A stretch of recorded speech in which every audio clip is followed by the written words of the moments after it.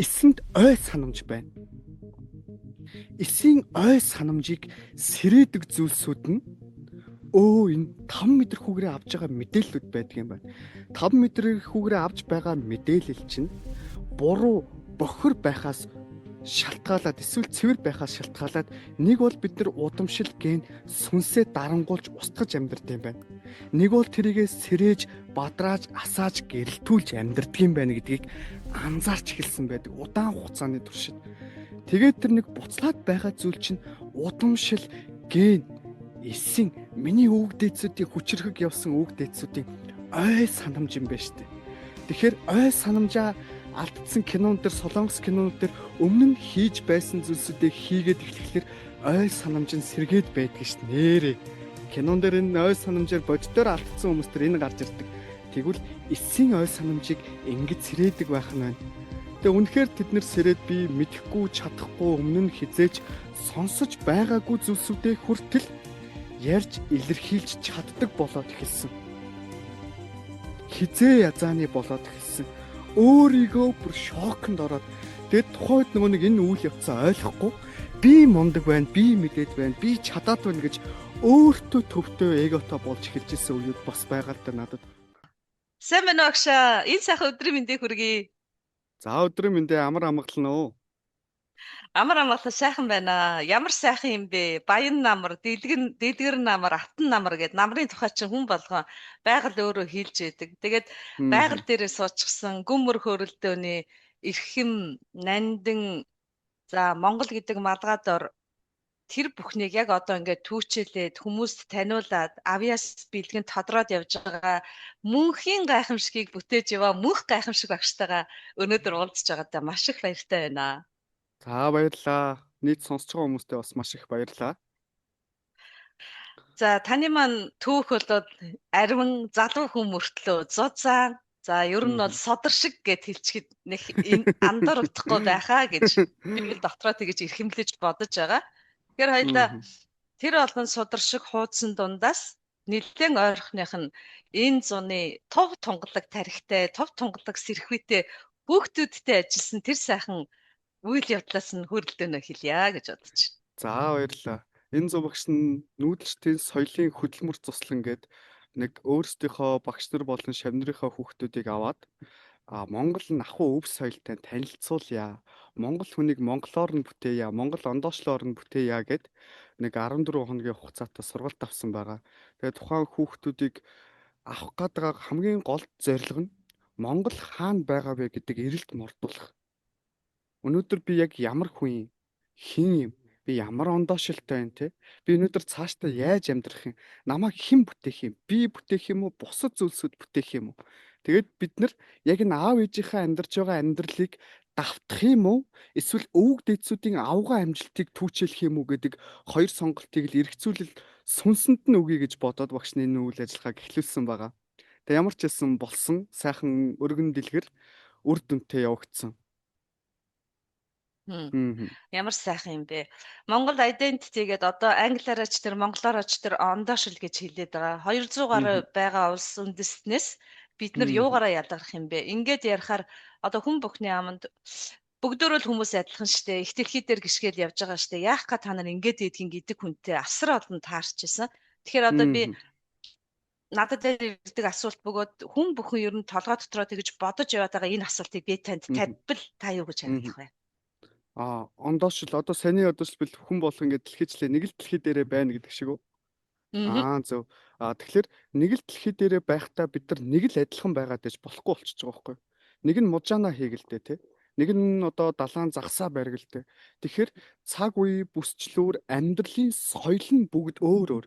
Соёлоо дагаад сэтгэлгээ нь өөр, харилцаа ойлголцол нь бүгд өөр өөр байхад бид нар нэг хэлтэй байх ч юм уу, нэг одоо үндэстэй байх боломжгүй болчихж байгаа. Энэ дээрээс нэг байлгах ёстой зүйл нь юу вэ гэхээр бид нар дэлхий гэдэг ганцхан гэртэй юм байна. Энийг хайрлаа гэдэг дээр л нэг байхад бусад өөрсдийнхөө соёлоороо тэр тухайн орон зайгаа хариуцаж хамаарч хайрлж өндиж амьдардаг тийм ард түмэн байж л дээ. Тэгсэн одоо бид нар үндсэндээ бол дэлхийд даяараа Америкийг ч юм уу, англичуудыг ч юм уу те нэг тийм соёлтой гэж тэднийг тодорхойлж байна те. За тэгээд тэднийг Сэхэтэн гэж тодорхойлж байна. За тэгээд сонгодог гэж тэдний соёлыг болохоор бүгдийг нь сонгодог урлаг гэж тодорхойлж байна.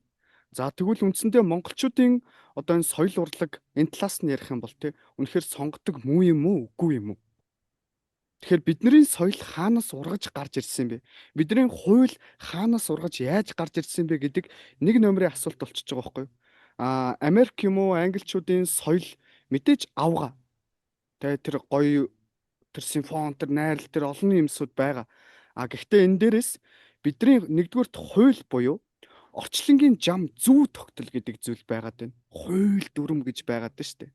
Тэр нь дэлхий гэдэг гариг дээр байгаль гэдэг орон зайд тэр хууль дүрм нь адилхан байгаад байна. Тэр хууль дүрмийг байгаль суурьтай, дэлхий суурьтай хууль дүрмийг амьдрал дээр буулгаж зам болгосон нь нүүдэлчэд байгаа даа л да. За тэгвэл бидний хууль дүрм чинь байгалийн хууль дүрм суурьтай юм байна. За нэгдүгürt хоёрдугаар гэх юм бол бидний өв соёл чинь байгалаас авсан дандаа өв соёлууд юм байна. Их үүсвэр нь дандаа байгаль байгаа даа байхгүй юу? Тэгэд бид нар чинь нүүдэлчд, малчд гэж ярьдаг тийм үү? Малыг хүн нь хариулаад хүн мал хоёрыг байгалийн хууль нь хариулж амьдрдаг амьдралыг нүүдэлчдийн амьдрал гэдэг юм байна л да. Тэгэхээр бид нар байгалаа таньж мэдэж ойлгож ухаарч явахдаа байгалаараа боловсрч амьдралаараа ухаацсан ард түмэн юм байна. Энэ бидний ондоошил юм байна. Бид нар их үүсвэрийн алдаагүй дэлхий дээр явж байгаа цөөхөн үндэстэн бараг цорын ганц үндэстэн гэж хэлж болохоор тийм үндэстэн юм байна. Тэгвэл тэр ондоочлоо бид нар үр хүүхдүүддээ зөв өвлүүлье гэдэг талаас нь л багш нь одоо энэ зуныхаа сургалтыг хийж байна. Тэгээд дэлхий даяар ондоошоод дэлхийгээс хаах холдож байглаасаа хаах холдож ондоошхов дээ бид нар хитрхи ондоошсноосоо болоод өөрсдийгөө байглаар үгүй хийлгэж байгаа байхгүй юу? Байгалыг үгүй хийснээрээ байгалаар үгүй хийгдэж байна.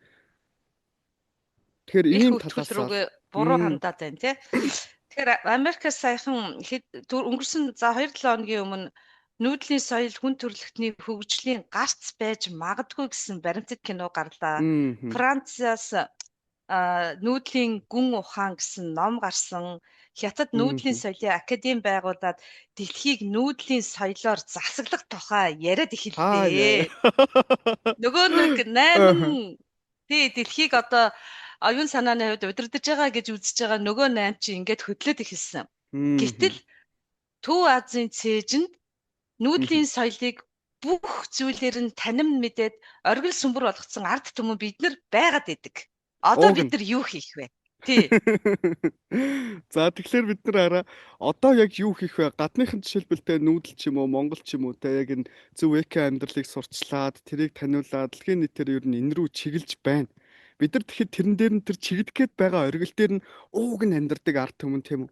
Гэхдээ бид нар юу мартцсан бэ гэхээр би хэний үр хойц ямар үүх түүхтэй өв соёлтой ямар замаар явж ирсэн бэ гэдгээ харахаа болцсон, тоохоо болцсон, үнэлэхээ болцсон. Тэгэхээр харъя гэдэж бид нарт тархинд мэдлэг хүрэхгүй байгаад байна. Тэгэхээр хүн одоо шилбэл энийг шүдэнц гэж харъя гэж бодоход шүдэнц гэдэг мэдээлэл тархинд байгаа болохоор энийг олж хардаг. Тархинд нь энэ мэдээллийг суулгаагүй бол газар энийг мянгыг үрж тавиад ч хүн энийг олж хардаггүй юм байна л да. Тэгэхээр бид нар Монгол гэж яг юу хэлээд байгаа юм бэ гэдэг танин мэдхгүй биднэрт байхгүй. За бид нар хааныгаа ярьдаг Чингис хаан байхгүй. Тархинд нь мэдээлэл байхгүй. Яг ямар байхыг Чингис хаан гэдэг байхгүй. Бид нар тэгвэл үүх түүх рүүгээ ороод дахиад харъя л да тий. Түүх гингууд бид нар баримт нотлохоо факт яриад байж гин. Түүх гэдэг ухааныг ур чадварыг ярихгүй. Түүх гэдэг маань ууг нь бол ур чадвар. Өнгөрснөөс ирээдүйд чиглэх одоод хэрхэх ухааныг түүж авдаг ур чадвар байгаа байхгүй. Тэгвэл Чингис хаан Тэмүүчин яаж Чингис хаан болсон гэдэг ухааныг түүж авч чадахгүй. Тэ? Тэгвэл Чингис хааныг бүтээж чаддаг тухайн цаг үеийн 13 дахь зууны цаг үеийн хүмүүсийн ёс суртахуун ямар байсан? Сэтгэлгээ нь ямар байсан? Соёл нь ямар байсан? Хандлага нь ямар байсан? Тэрэн дунд яаж зөв удирдагч нар бүтээгдэж гарч ирдیں гэдэг хэрсүү ард түмнийг олж харахгүй нь бид нар. Тэгэхээр бид нар өөрсдөндөө дүнгээ тавьж бид нар өв соёл, үүх түүх жинхэнэ монгол хүн гэж хий юм бэ? Яаж явж ирсэн бэ гэдэг рүүгэл харж байж өнөөдөр бид нар дэлхий дээр тэр чиглээд байгаа зүйл дээр нь оройтон байрших боломжтой болж байгаа юм.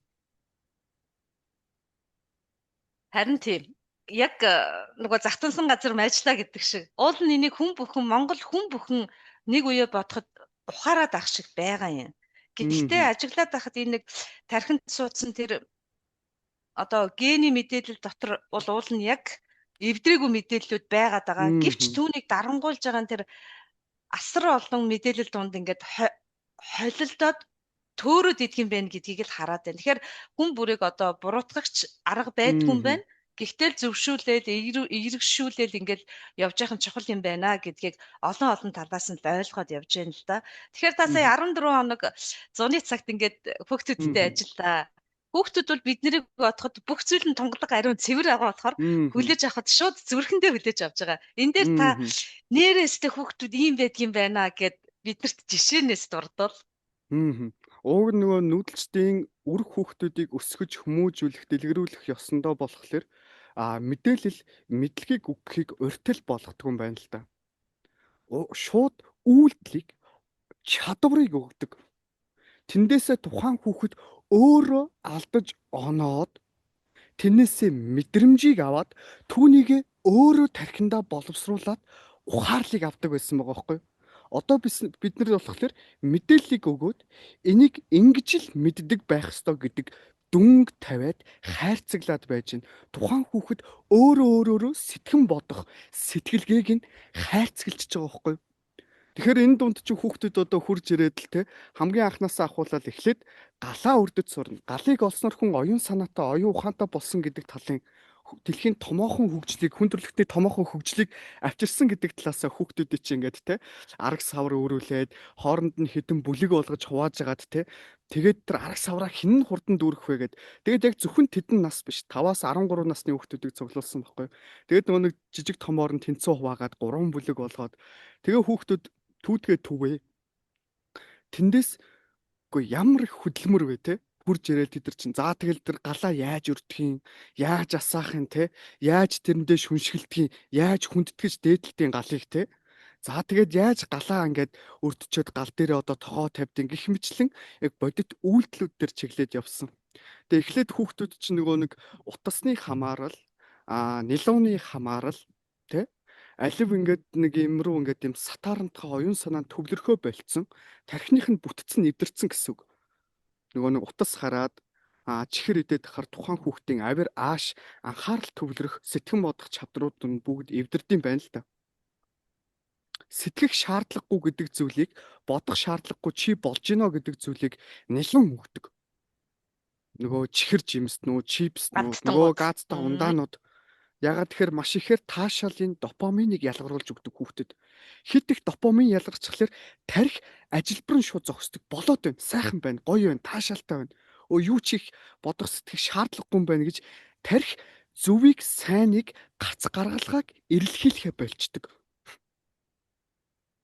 Тэгэнгүүт чи хин нэг энийг ирээд хийгээч, энийг ингээд чигээд тахлаар нөгөө хүүхдийн авир нь гарч эхэлдэг. Юу яриад байгаа юм бэ? Би сайхан байж тээ, гоё байж тээ, таашаалтай байж. Миний утсыг авах гэлээ, миний чихрийг хориглох гэлээ гэд нөгөө авируудаа буцаага гаргаад ирнэ.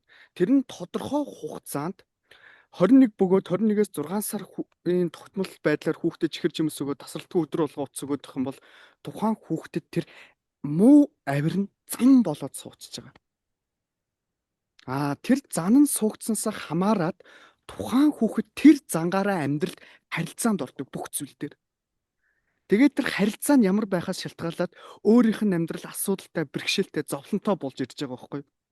Тэгэхээр үүн дээр гарц гаргалгаа нь юу гэсэн бэ гэхээр хүүхдийг үйлдэлтэй байлгах буюу төр зур тэр нэг утаснаас нь чихэр жимснээс нь салгаад идэж хэрэгэлдэг бүх зүйлийг чинь өөрөө үйлдэж бүтээж хэрэгэлдэг юм гэдгийг л өөрт нь ухамсарлуулах байсан.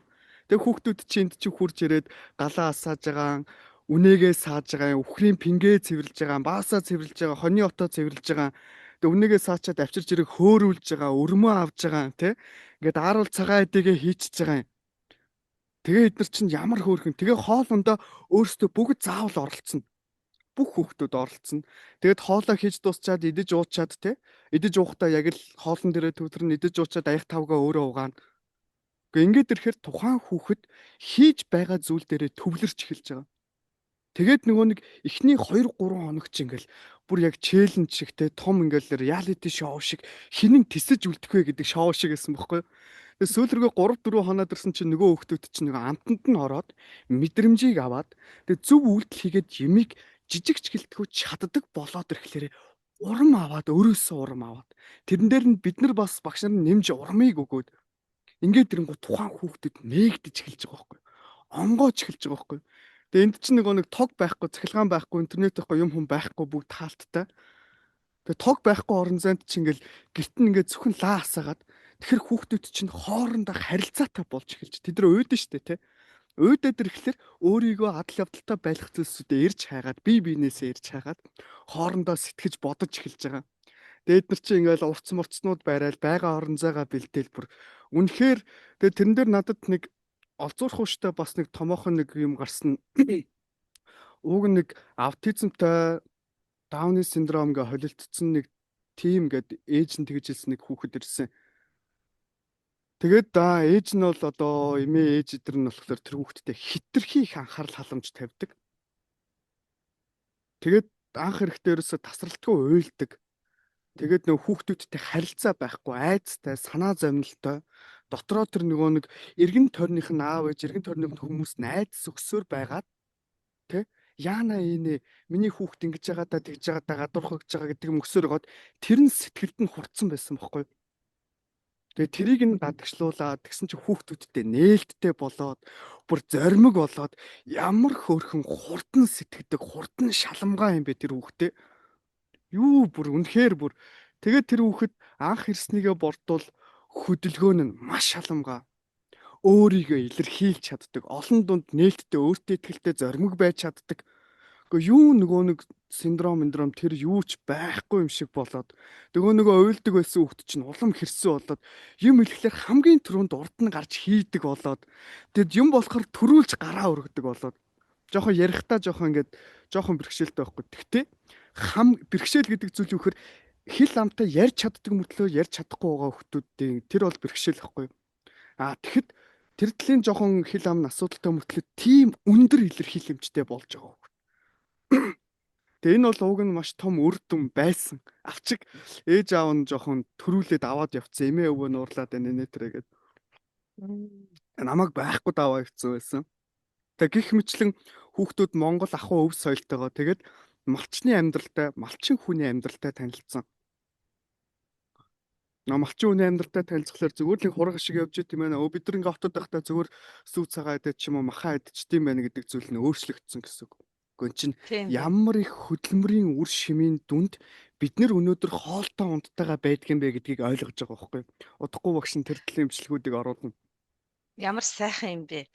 Сониуч байх, бодит байх, өөдрөг байх гэдэг зүйл байх юм бол эргэн тойрон бидэрт боломжууд дүүрэн байна гэдгийг хүн олж харддаг юм байна. Тэгэхээр та энэ гурван холбоосыг маш сайн холбосон байх гэдэг тийм.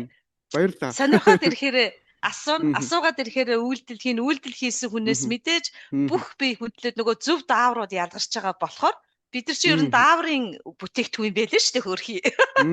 Тэгээд тэр дааврууд зөв харилцаатай гараад ирэхээр одоо бидний хүсэж байгаа нөгөө ондоошлтой монгол хүн нөгөө бахархалтай нөгөө гал дотоод сэтгэлийн гал нь ассан хүн бол та бидний яриад байгаа зүйлийг хүлээж авахта маш хурдан хүлээж авах юм байна гэдгийг та маань 14 хоног энэхүү үйл ажиллагаагаар харуулсан байна. Анх удаа ажиллаж байхад танд бэрхшээл тохиолдов уу? Мөн нүүдэлчдийн бясалгалын багш нарт маань томчуудад ер нь бэрхшээл тохиолдов уу? Тэр бас их сонирхолтой байж магадгүй. За эхлээд нэг тэр саяны тэр анх удаа гэдэг дээр энэ миний ер нь нэг удаан бодож явж исэн мөрөөдөл واخгүй. Өдөр ирэх тусам минь хүүхдүүд байнгын YouTube бутас дандаа гадны соёлуудыг дуурайж сурчилж тэрний дагуу өсөж хүмүүжж байна. Өнөөдөр хүүхдүүд багтаа те англиар ярьж байгаагаа нэг тийм баг аав ээж нь тэрийг нь чухамхуу мартал манай хүүхд тийм англи хэлтэй ийм тийм гэж яриа л те. Хүүхд чинь англи хэлтэй байж болноо. Харин монгол хэлээ алдснаар монгол сэтгэлгээ нь алдардаг гэдэг тэр хайрын зүйл. сэтгэн бодох тэр ур чадварууд нь тархин нь эвдэрч байдаг гэдгийг ойлгохгүй байна л да. Тэгээд хүүхдүүд нь дандаа гадны соёл руу чиглээд байгаа болохоор миний дотор нэг ингээд сэтгэлд буглаатаа яваадсэн те. Хизээ нэг өдөр би яг гоё нүүдэлчин соёлын хөтөлмөр заслан байгуулна даа гэд ковидын өмнө нэлээд эрчимтэй тэрний дагуу чиглэсэн ковид гараад зогсцсон. Тэгээд дотор явж яагаад энийг хийж байгаа байхгүй сайн зам. Тэгэхээр миний дотор маш удаан хугацаанд боловсруулагдаад л төсөөлөл дотор олон удаа хийцэн зүйл. Юмыг хийнэ гэдэг чинь одоо биеэр хийх, сэтгэлээр хийх, оюун санаа төсөөллөөр хийх гэдэг, ухамсараар хийх гэдэг олон талын үйлдэлүүд байна л да. Тэрний хувьд гэх юм бол би төсөөлтөө байнгын хийгээд л явж исэн зүйл. Тэгэхээр миний хувьд бол анхны удаа гэж хэлэхэд их бэрх юм байна. Нөгөө төгөр манай багш нар маань ямар хуу байсан бэ гэхээр тэр хүүхдүүдийн ертөнцийг хараад тэдний тодорхой хэмжээний өөрчлөлтүүдийг хараад тэд нар өөрсдөө дотроос асаж гэрэлтэж байгаа байхгүй. Тэгээд нөгөө манай нүдэр тэмцэхлийн хичээл дээр чи 20 дугаар хичээл дээр нь хайр гэдэг хичээл дээр хүүхэд насанд нь аваач тухайн хүүхдийг нь одоо цагт нь авчирдаг. Тэнгүүд бүгднгийнх нь хүүхдүүд нь гарч ирээд өөрсдөө тоглож наадаж уралдаж гүйж та. Тэгэл хүүхдүүд нь уралдаан тэмцээнд орохоор ингээд зэрэгцэж нөгөө нэг хүүхдүүдтэйгээ хөөрч, гомдож, уурлаж, багаараа одоо бүлгэрээ орч энэ төр те. Бүлгэрээ сэтгэл готролд орч мөрөө бүлгэрээ буцаагаал өрөө мөрөөга хэлээл. Өөртөө асгаад. Тэгээ энд нөгөө нэг тийм өмнө нь цуслангийн хөдөлмөр цуслан ч юм уу ийм тал дээр ажиллаж исэн туршлагатай нэгч багш байгаагүй. Гэхдээ би нэг юмд итгэлтэй байсан. Тухайн хүмүүс нүүдэлчдийн сэтгэл зүй оюун санаатай болцсон байгаа зүйлд нь маш итгэлтэй байсан. Тийм болохоор манайхан өнөөдөр туршлагатай байсан гэж хэлж болно. Тийм байна. Дотоодод байгаа тэр нөгөө гений мэдээллээрээ буюу тэгээд нүүдэлчдийн бяцлагын тэр олон сургалтыг авсан хүмүүстэй холбоос үүссэн байгаа болохоор үйлдэл болох л дутуу байсан тэрийг нь та маань үйлдэл болгосон. Та сая маш чухал санааг хэллээ. Одоо ингэж яриад байгаа одоо хүн болгоно л ярьдаг болжээ. Төсөөлөл гэд. Тэгэхээр та төсөөлөл буюу оюун санаандаа, оюун ухаанаараа маш олон удаа бодож төсөөлж тэгж явсаар байжгаад тэр нь энэ жил буюу ингээд үйлдэл болоод, бодит болоод зөвхөн ганцаараа биш олон зүрх сэтгэлтэй хүмүүсийг нийлүүлээд нүүдэлчдийн соёлын хөдөлмөр заслан гэсэн ийм сайхан зүйлийг бодит болгосонд одоо танд болоод хамт олонд нь одоо үнэхээр том баяр хүргэмээр байна. Энэ бол үнэхээр баярлалаа тий.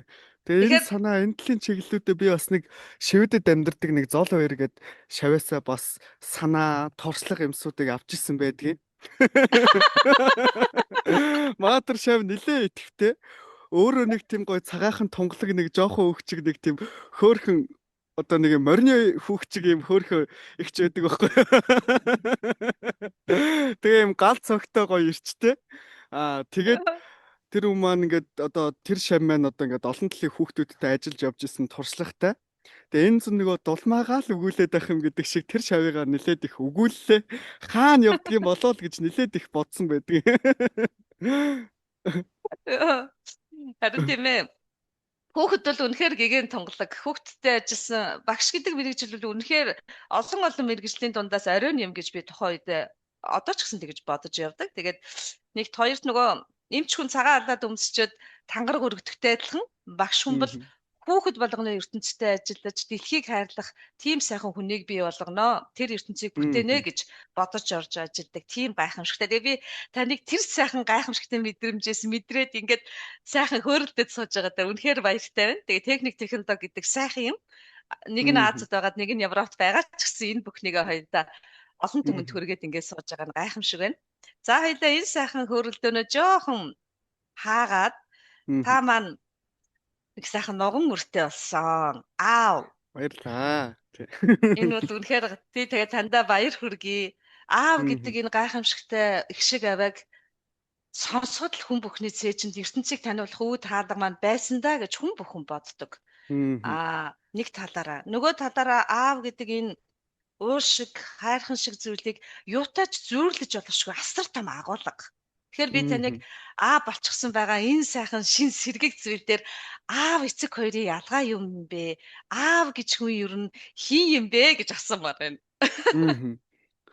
За би нэг аав гэж хүн хин бэ гэдэг дээр би яг өөрийнхөө аавын талаар л боддсон байл да. Дөнгөж хүн ингээд аав болоод ирэхээр өөрийнхөө аавын талаар л боддсон байна.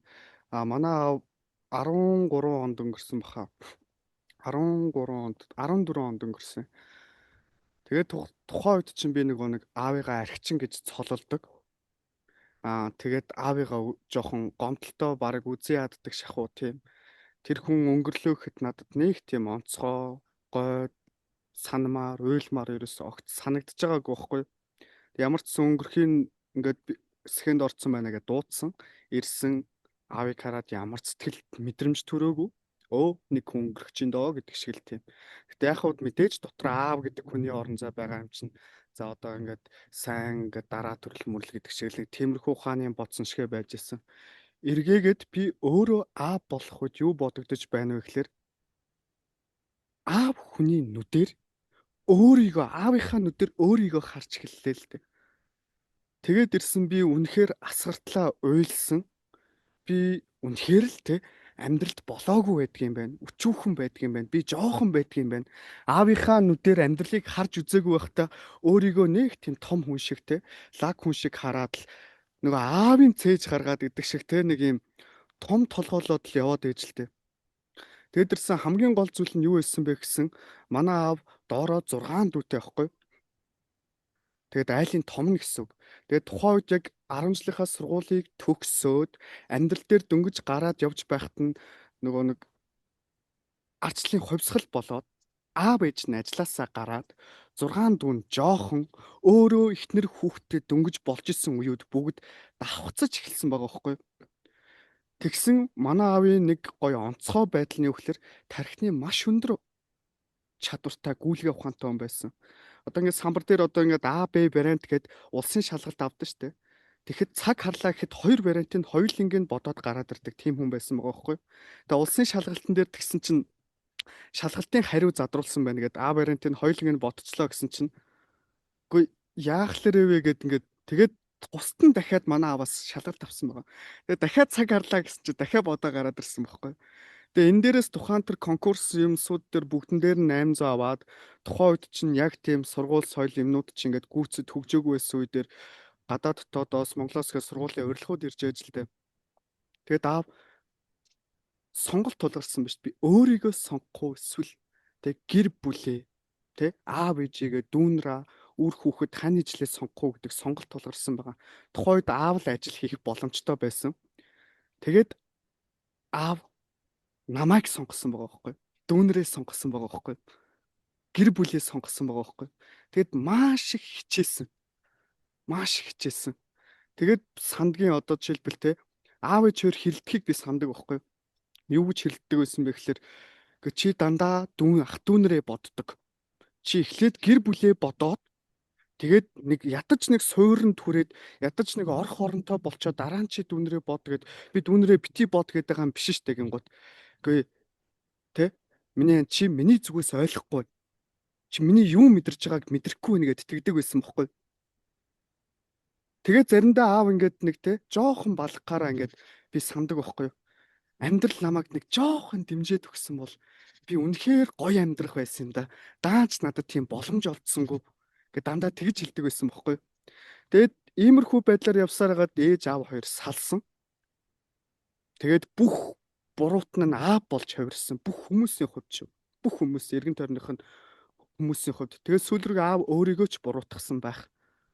Тэгээд амьдрал нь тэгээд хамгийн гол нь аав хичээж ягаад за байр юм хүмүүд зохицуулчаад тэгээд үр хүүхдээ ирээд амнаа гэж яхад нэг хүн туршилтуулсан байгаа. Тэгээд аав тэрнээс хойш хоёр нархинд ороод эхэлсэн байгаа байхгүй. Тэгээ ингээ бодоод аваад үзэхлээр би яг хин юм бэ? Би яг тухайд яг юу мэдэрч ирсэн бэ те? Тэгээд аавынхаа амьдралын өнцгөөс өөрийгөө харахад аав надад ямар хайртай байсан. Ямар авгаа хүн бэ те? Тэр болгоныг бүгднийг болгож чадчихсан. Тэгээ би аавыг тэгж огцом ууралж яхад нэг ч удаа харж байгаагүй. Ямар гоё гоё төлөвсөн. Өнөөдөр миний дотор хамгийн том багш гэх юм бол одоо миний аав байдаг байхгүй. Тэгээ манай аав маань дуулан, бүжиглэн надад үлгэр ярьж өгнө. Баг байхад өнөөдрийн миний бүх суурийг тавьсан хүн манай аав байгаа байхгүй. Юу вэ гэхээр намайг гидсэнд байхад дандаа гидсэнд нь байхад ч дуулж өгдөг, бүжиглж өгдөг Дөнгөж төрж явахад дахиад дуулж өгдөг, бүжиглдэг. Байнгын надад дуулдаг. Тэгээ байнгын надтай ингээд хөвгөлтөө байдлаар сайн сайхнаар харилцдаг. Бүр тийм байсан гэж байгаа байхгүй. Тэгээ баг байхад би сандын одоо бидний хичээл дээр байдаг бэлсгүй аясах хөгч утгаар нь хийдэг байж. Тэгээ хүүхдийн тухайн үед аавд тийм мэдүүл зохиоч юм байхгүй байгаа шүү дээ. Гэхдээ аав хүнийх хайр намайг зөв өсгсөн байгаа байхгүй. Тэгээ надад үлгэр ярьж өгдөг тасралтгүй байнгын. Тэгэл би ааваараа яриулах дуртай аав ярихаар юу н онцгой байдаг гэхээр яг тэр дүрдээ орж ярьж өгдөг.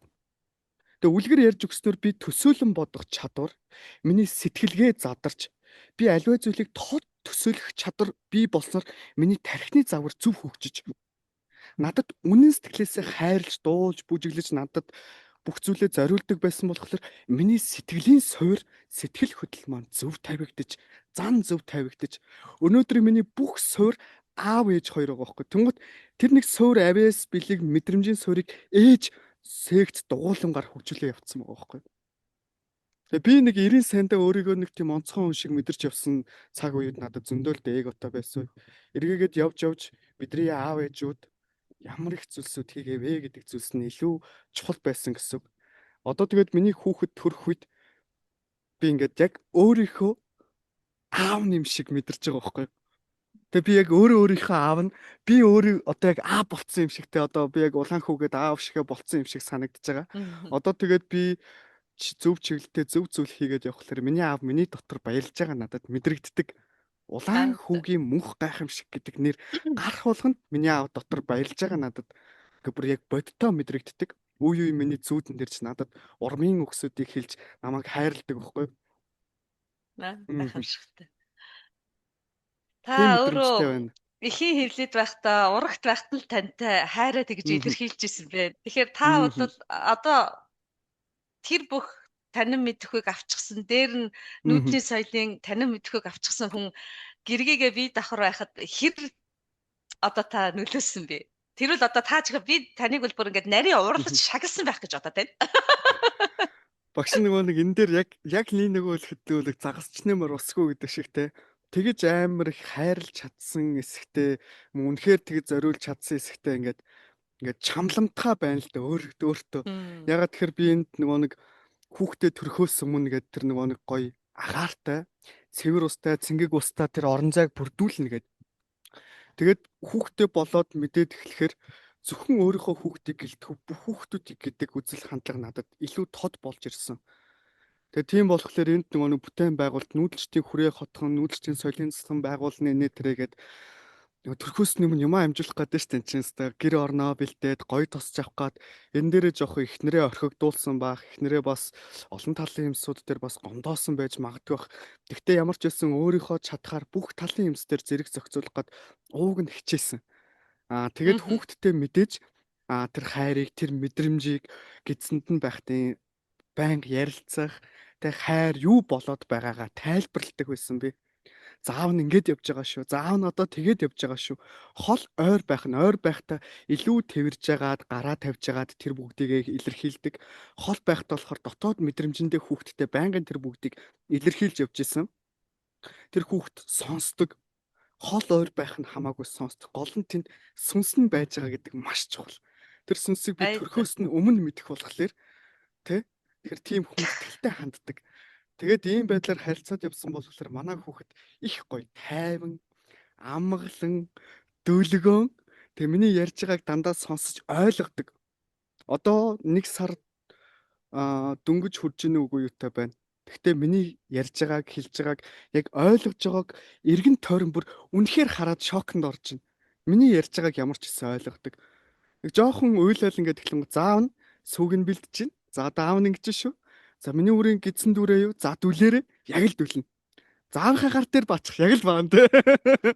Ингээд бүгдлийн юмс тэр заав нь ингээд явчихад тэр миний хүүхд ингээд байж байгаарэ. Ээжтэйгээ ингээд бүр тэр чинь ингээд баг ахад ингээд аав ээж тэгэж хилээлээдэг гэсэн шүү дээ те.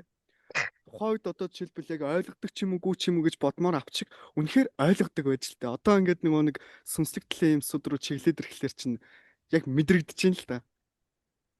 Ихийнхээ хэвлэлд монголчууд чинь нэг нас бүрчээд гардаг гэж мэдлдэг гэж төрдөг тийм ухаалаг бүр төрхөөс нь эхлээд төгсөх хүртэл бүх зүйлийг томьёолоод бидний ахуйч ингэж гисэн тийм гайхалтай онолыг та одоо яг амьдрал дээр ингэж хэрэгжүүлээд явж байна тийм ээ. Тэгэхээр олон аавууд яг тань шиг ингэж мэдрээд хайр гэдэг зүйлэд өнгөрсөн одоо ирээдүйн гуравтай гурууланд нь үнцийг өгөх юм болбол одоо таны ажид байгаа наад ухаалаг хөвөл одоо ирээдүйд бүр үнэхээр гядалзах, тодрох, бадрах тийм сайхан Монгол эр хүн болж өсөх суурийг тавиад байна. Тэгэхээр яг тантай одоо би ингээ яриа сууж байхад ачхүү өвөө та гэсэн гурван холбоосон дунд ингээд гуруулантай нь ярьж байгаадаа би их баярлаж байна.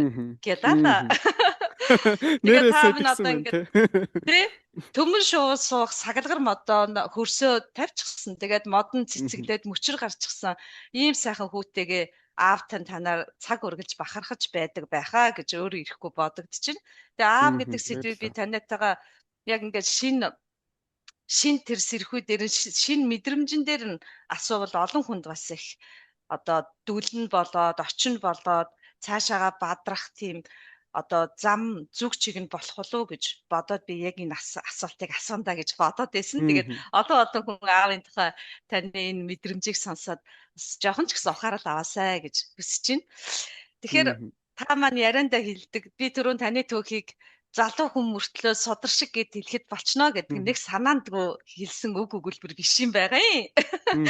Тэгээд энэ цаг үеийн энэ сайхан яриа хөрөлдөө нэг жоохон завсарлаад таныхаа тэр судар шиг үхийг урагшин гүйлбэл та гадаадад Харвард төгсөөгүй, Монгол улстай ямар нэгэн ихтэй сургууль төгсөөгүй, аав ээжийн тэр хайрын дундаас алдаа оноотой амьдрал дундаас соролцож гарч ирэхдээ яагаад таны сэтгэлийн гүнд 5 удаа их гүрнийг байгуулад нэг удаа бүр супер динамикийг байгуулж исэн Монгол гэдэг энэ малгайг барьж авсан бэ?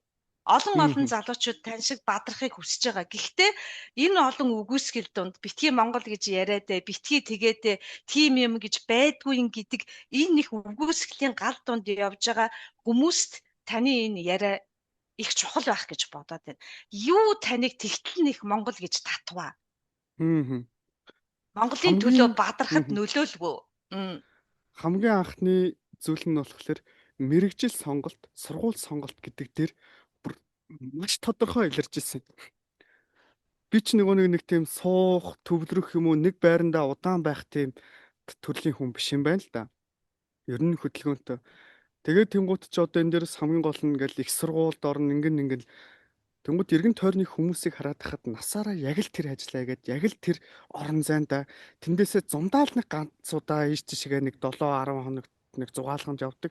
Тэгэл тиймэрхүү амьдралууд ингээд харахаар яаж ингэж амьдрд юм бол надад ойлгохдохгүй, надад төсөөлөгдөхгүй шүү дээ, тий. Тэгж явж байгаад их сургууль сонгох болоод нөгөө конкурс өгөөд сургууль сонгох болсон. Гэхдээ эн чинь тэр үед л би яг анзаарч байгаа байхгүй. Намайг надаас бусад зүйлсүүд шийддэг юм байна гэдгийг ойлгосон. Тухайн тэр сургууль шийддэг юм байна. Багш нар шийддэг юм байна. Ямар сургууль хичээл тренд болж байгаа нь шийддэг юм байна. Эргэн тойрны аав ээж ах дүүнэр шийддэг юм байна. Надад шийддэг, мэддэг, чаддаг, сонголт шийдвэр гаргалт гэж юу ч байхгүй юм байна те. Гэхдээ тэгэд би одоо ямар ч дүн авсан, тэгээ конкурс дээр яаж ч байсан, ер нь явж эднэрийг харал явах юм биш үү те. Хүчилж ш намайг шахаж гин төлбөр мөнгөөр харилцаагаар дарамтлж гин одоо яг улаан цайнд дарамтлаад байхын цаашаа тэгтэл амар дарамттай байгаа байхгүй надад те. Тэгээд тэр үед надад нэг сэтгэлд нэг тийм үл ойлгогдох мэдрэмжүүд төрж эхэлсэн байхгүй. Төөрөгдөл гэх юм уу, бачимдал гэх юм уу те. Бүх юм маш утгагүй санагдаж эхэлсэн. Эргэн тойрны нийгмийн амьдрал, цаг үеийн амьдрал те. Маш ингээд тодорхой ойлгомжтой яг ингэж амьдрал ингээл хүн гэж бодохоор хүн болгон амтан чинийг чадна гэж бодож байгаа байхгүй. Яг тэр идэж угаал баад шийгээл те бас нэг ингээл овоохоо оромж барайл ингээл амьдрахыг амтан ч чадах байхгүй дээ. Энэ сонголт биш. Энэний төлөө нэг тийм мэрэгжил сургууль гээл ингээд ах энэ сонголт биш юм байна. Би ямар ч үс нэг өөр юм байх ёстой гэж хайж эхэлсэн. Тэгж явж байгаад бясалгалж явсан. Бясалгалж яваад тайвшрах болов гэж итгэж орсон байхгүй. Ягаад тэр өөрийгөө дийлхэ болцсон байсан. Ааш авир эвдэрсэн. Тэ түргэн уур уцаартай болж гисэн, тайван унтаж чадхаа болж эхэлсэн. Тэгээд дууг нэг бясалгалд явахаар тайвширдаг гэж утсан. Тэгсэн чинь тэнд утсан чинь тайвшраагүй төр зүрийн тайвширлыг аваад улам их яагаад гэдэг асуултанд умбаад өшөө тэр мэдрэмжүүд эрэл хайгуулууд нэмэгдсэн. Бясалгал гэж байна. За тэгвэл бясалгал хүн ийм оюун санаа, сүнс, сэнтлийн ингээ энергитэй юмсуудыг хөгжүүлдэг юм байна. За ойлголоо. Тэгвэл Энэ гадны бэлсгэл нь болохгүй байж магадгүй бах. Эсвэл энэ бэлсгэл надад таарахгүй байж магадгүй бах. Монгол бэлсгэл гэдэг зүйл байж магадгүй. Тэр өөрийнхөө ирэлт юу болоод байгааг нь ертөнцийг ойлгох. Тэрэн дээр нэг гоё олзуурхууштай юм. Рики дээр нэг тэмдэгт гээд байд юм байна л да. Ингээд хоошоо заншоо нэг одоо чокуре мокуре гэл ингээл тэмдэгтнүүд байдаг. Тэр тэмдэгт нь тухайн энергийг хадгалдаг кодтой ингэнэ. Тэгээ тухайн тэмдэгтийг зурхаар ингээд үнэхээр хүмүүс идгээд байна те. Үнэхээр хүмүүс ангаагдаад гоё олоо сайхан болоод байна. Тэгвэл монголчуудад одоо энэ тэмдэгт Монгол тэмдэгт миний өөрийн гэсэн тэмдэгт мэмдэгч байдаг болоо гэл миний бас нэг жоохон эго ажилласан юм шиг байгаа. Тэгээд нэг тэмдэгтээ ирэл мордсон биш нэг хасгээ тэмдэгт болсон. За хас нь яг ямар утга учиртай яад ийдэн гэж явж байгаад Монгол гэдэг рүүгээ орж эхэлсэн. Тэгээ Монголын яг яад юм Монгол бэлсгэл гэж хайх юм эхлээд Монголоо хайж ш дараа нь бэлсгэлээ хайх болчихж байгаа байхгүй. Тэгээ Монголоо хайж явж байгаад тэгсэн монголчуудын ахуй амьдрал өв соёл нь агшин бүрэн бэлсгэл байж тэрийг бүр ингээд яс цусандаа ингээд мэдэртэл тэр ингээд анзаарчаад хүү миний ингээд дотор нэг юм ингээд өстэй талгаа арзаана гэдэг шигтэй шар ус босоол нэг юм дотор ингээд буцтаад те ингээд чүмэг мөмөг халж байгаа мэдрэмж төрж исэн байхгүй. Тэр нь зөвхөн л бэлсгэл гэдэг зүйлийг би шилхал гэд бичсэн байгаа монгол бичгийн галыг тайлал байсан. Язгуу үгийн язгуур нь те тайлна дагварна гэд. Үгүй би шалгал өөрийгөө шалгах гэл юм ба штт. Би чинь тэгсэн чи сүнсээ шалгах гал хитэр ирсэн. Тим сүнс юм ба штт. Өө шилгахгүй би гэдэг чинь би сэтгэл оюун гурав гэдэг хүний сав багтдаг юм байна. Энийг цэвэр ариун тунгалаг байлгаж те. Тэрийг зөвөр дүүрэх нь шалгалт юм ба штт. Энийг юуны төлөө дүүрэх юм бэ? Ямар зорилгоор дүүрэх юм бэ гэдг нь маш том чухал зүйл байсан юм ба штт. Тэгвэл бидний өвгдээцэд юу дүүргэж ирсэн гэл ингээд Монголын ирэлт бүр ингээд үнэхээр бүр зориг шулуудаж орж эхэлсэн байдаг.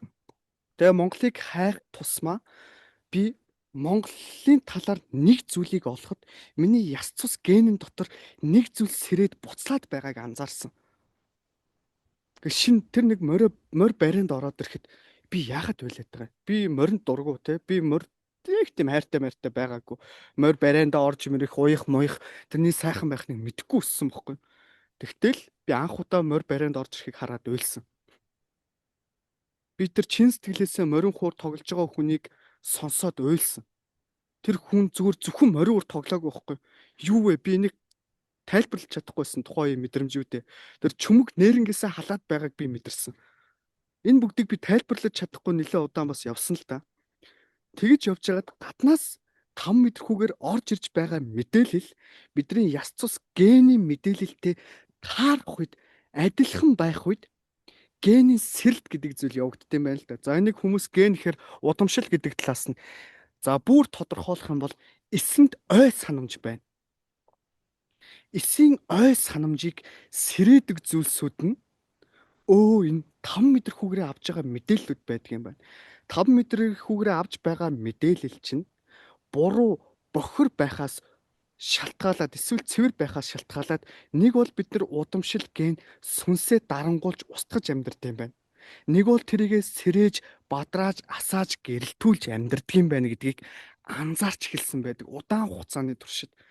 Тэгээд тэр нэг буцлаад байгаа зүйл чинь удамшил ген эсийн миний өвөг дээдсүүдийн хүчрхэг явсан өвөг дээдсүүдийн ой санамж юм байна штэ.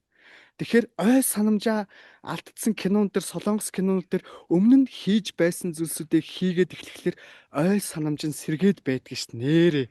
Кинон дээр энэ ой санамжаар боддоор алдсан хүмүүс төр энэ гарч ирдэг. Тэгвэл эсийн ой санамжийг ингэж сэрээдэг байх нь байна. Тэгээ үнэхээр тэд нар сэрээд би мэдэхгүй чадахгүй өмнө нь хизээж сонсож байгаагүй зүйлсүүдээ хүртэл ярьж илэрхийлж чаддаг болоод эхэлсэн. Хизээ язааны болоод эхэлсэн. Өөрийгөө бүр шоконд ороод тэгээд тухайд нөгөө нэг энэ үйл явцаа ойлгохгүй би мундаг байна, би мэдээд байна, би чадаад байна гэж өөртөө төвтөө эготой болж эхэлж исэн үеуд бас байгаа л да надад.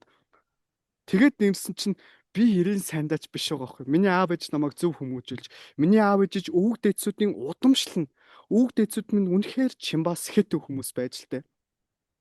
Тэгээд ингээд аваад үзэнгүүт манай аавын тал чи юм байна, ээжийн тал чи юм байна. Манайх чинь тэдэн үеэрээ яг тийм зүйлүүдийг хийгээ яваад ирсэн юм байна. Миний эрийн сайн биш шүү дээ. Миний удмын сайн гэж байгаа юм байна шүү дээ. Тэгээд энэ дээрээс нэг ойлгосон зүйл нь би өхөвч нэр үлдэхийг нэр төр гэдэг юм байна л да. Би өхөвч тэ хідэн үеэрээ тэр нэр төр хадгалахдахыг удмын нэр төр гэдэг юм байна. Нэг бол тэр удмын нэр төр надаар дамжиж устна, дороотно. Нэг бол надаар дамжиж чанарч нь бат бөх болд юм байна. Тэгэхээр өнөөдөр би гэдэг ганцхан хувь хүнийхээ үүднээс биш. Би үүгдөөс үр хойц гэдгийнхаа өмнө маш том үүрэг хариуцлага үүрцэн явж байгаа юм байна. Өнөөдөр надаар дамжаад удам гэдэг зүйл устддаг юм байна л да. Удам гэдгийг хүмүүс ингээд зөвхөн аав ээж нь тэ үр хүүхдэд төрүүлээд явахыг л удам гэж авч үздэг. Тэгсэн нүүдэлчдийн хувьд тэрийг зөвхөн удам гэдэг юм байна л да. Алтан язгуур удамшуулах буюу оюун санаа, ойлголт, ухаарал, өв, соёл, үүх, түүх тэр бүхий л чадамжуудаа удамшуулдаг тийм технологитой байж л дээ. Тэгэхээр тэрийг удамшуулахгүй бид нар зүгээр л одоо нэг те эсээ өгөхөө те эсвэл ингээд те одоо үрийн эсээ өгөхөө бэлгийн хурцлд ороод ингээд нэг үр хүүхд төрүүлэхэл зөвхөн удмаа төрүүлээд байна гэж бодсон энэ өнгөцгөн ойлголт байж л дээ. Тэр үүгдээс тэр авгаа дайн байлдаан тэр байлдан дагуул тэр дэлхийг төвчтгсөн үйл хэрэгүүд бүгд өнөөдөр над дээр дуусч болохгүй байхгүй. Тэдний утга учир үйл хэрэг нь бүгд үр хойц минь ирээдүйн минь гэж харж сэтгэж үйлдэл сэтгэлээ зориулж бүх зүйлээ зориулж явсан над дээр ирээд дуусчил хайран штэ тий. Тэгэхээр удмын эсийг удамшуулах гэдэг нэг ойлголт байна. Эсийг ухамсарт эсийг чадамжит эсийг удамшуулах гэдэг дахиад нэг өндөр хариуцлага байна л да. Тэгээ тэр онолтон ч юм уу тэр чиглэл над дээр ирж л дээ. Тэгээд би тэрийг л удамшуулах гэж явж байгаа хүн юм байна.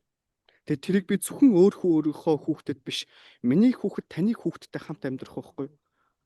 Тийм болохоор би өөрийнхөө хүүхэдтэй хайртай байх тусмаа би бусдын хүүхэд гэдэг хараагаа авч хаяад миний хүүхэд гэж бүх хүүхдүүдийг хайрлаж тэднийг өөрийнхөө хүүхдээсээ илүү чухал тооцох тийм шаардлага тулгардаг юм байна л да. Тэр надад бол тийм үүрэг хариуцлага ирсэн явж байна. Нөгөө энгийн ярианд их байдаг. Бурхан бол даах хүнд нь л даах зовлон жаргалыг нөгдөг юм аа гэж. Тэгэхээр танд маань ингээ хөндлөнгөөс ингээд 3 дахь шөнийн нүдээр харахаар дааж давшгүй их хариуцлага тэгсэн атлаа асар нэр хүндтэй. Тэрийг тэгээд та аавын тань үлдээсэн амьдралын мөрөөс дамжуулаад ухаарад тэгээд өөрөө ухаарчингуудаа та түрүү бүр маш гоё задлж хэллээ. Эсийн ой сарамжийг сэрээхээр одоо тэрийг нь хоёлаа шинэлэг ухаанаар авч ярих юм бол даавар гэдэг байгаа шүү дээ. Даавруудын үйл ажиллагаа зөв болоод ирснээр хүний зөв нөгөө зан чанар харилцаа дадал бий болсноороо та бүхэн яриад байгаа ондоо шилтэй тэгсэн мөртлөө дэлхийн Монгол иргэн бий болох нэ. Тэгэхээр та асар том зүйл рүү зорж хийж бүтээж зорж яваа нь бол үнэхээр сайхан байна. Үүнийг ингээд хүн бүхэн ойлгочих юм бол мэдлэггүй байгаагийнхаа хохирогч бид нар болоод байгаа байхгүй юу? Яагаад гэвэл нөгөө аавыгаа ээжигээ сонирхоогүй, өөрийгөө асуугаагүй, асуусан ч гэсэн асуултаа оновчтой асууж чадахгүй төөрөөд яваад байгаа юм байна. Гэтэл та сая төөрч явж исэн боловч оновчтой асуулт асуугаад таны нар мандаад одоо бол ингээд олон хүний нарыг дотроос нь мандаагаад явж байна. Тэгээ таны ярианд бас нэг гайхамшигтай зүйл нь монголчууд яг тийм байсан. Миний хөгтч дэлхий, таны хөгтч дэлхий.